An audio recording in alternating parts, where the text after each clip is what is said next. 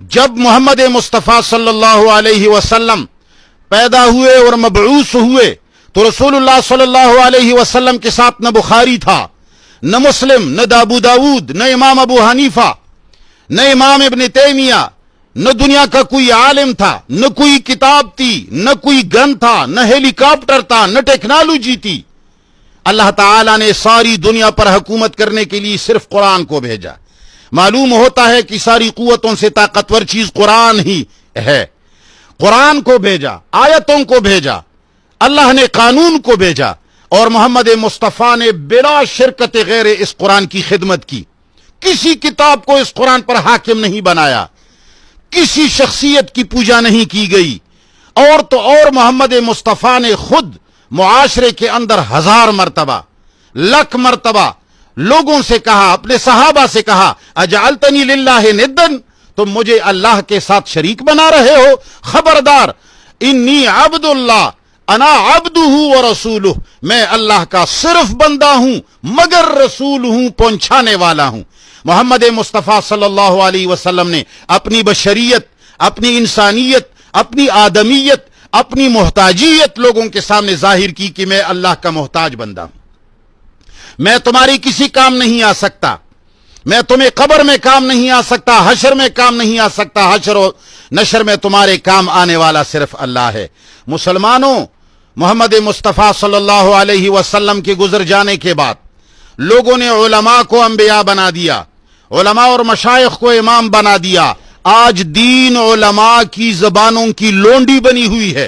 عالم کہے کہ جائز تو چیز جائز ہو جاتی ہے، عالم کہے کہ حرام تو چیز حرام ہو جاتی ہے۔ قرآن کسی کو نہ حرام کر سکتا ہے نہ حلال کر سکتا ہے، قرآن کسی کو نہ روک سکتا ہے نہ قرآن کسی کو اٹھا سکتا ہے۔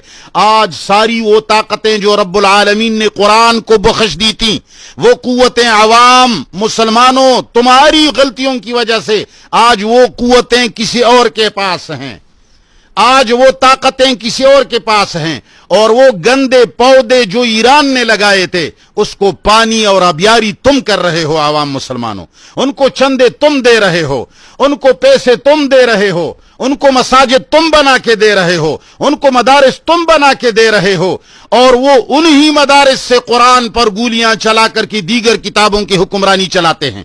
انہی مدارس کے اندر ان علماء کو تیار کیا جاتا ہے جو قرآن مخالف کتابوں کو آسمان تک چڑھاتے ہیں۔ میری آواز کے اندر اگر سختی ہے تو یہ درد سمجھ لینا، میرے آواز کے اندر اگر درشتی ہے تو اس کو سچائی سمجھ لینا۔ اللہ کی قسم میرے غصے کو خلوص سمجھ لینا۔ اللہ کی قسم ایران نے جو پودا لگایا ہے، اللہ کی قسم یہود نے جو پودا لگایا ہے، عیسائیوں نے جو پودا لگایا ہے، اس زمانے میں کمیونسٹ جو پودے لگا رہے ہیں، ان کی آبیاری مسلمان تم کر رہے ہو، عوام تم کر رہے ہو۔ تمہارے زکاتیں مدارس میں جاتی ہیں، غرباء کے پاس نہیں جاتی۔ تمہاری زکاتیں اور سرسائے اور تمہارے سارے صدقات مولویوں اور مدارسوں پہ خرچ ہوتے ہیں۔ غرباء صرف اجرتی قاتل بنیں گے، یا چور بنیں گے، یا ڈاکو بنیں گے، یا کچھ بنیں گے، یا کچھ بنیں گے۔ بدکاریاں لوگ کرتے ہیں، لوگوں کی بیویاں ناچ رہی ہیں مرد صرف اس وجہ سے کہ ان کے پاس پیسہ نہیں ہے، اور تمہارا پیسہ مولوی کے پاس جاتا ہے۔ جس مسجد سے قرآن کی آواز نکلتی ہے اس مسجد میں تمہارا چندہ نہیں جاتا۔ جو عالم قرآن کی آواز اٹھاتا ہے اس کے ساتھ تمہاری مدد نہیں ہے۔ جو دیگر کتابوں کو اٹھا اٹھا کر تمہارے سامنے پیش کرتا ہے، کبھی تمہیں کہتا ہے کہ دیکھو یہ فلان کتاب ہے، یہ فلان امام نے لکھی ہے، اس نے لکھا ہے کہ رسول اللہ صلی اللہ علیہ وسلم قبر میں زندہ ہے، اور وہ باتیں بھی سن رہے ہیں اور ان کو تمام دنیا کے اعمال بھی پیش ہو رہے ہیں۔ وہ انسان کی کتاب سے محمد مصطفیٰ کو خدا بنا رہا ہے، تم ان کو پیسے دے رہے ہو۔ وہ محمد مصطفیٰ کو اللہ کی طرح زندہ سمجھ رہا ہے، تم ان کو چندے دے رہے ہو۔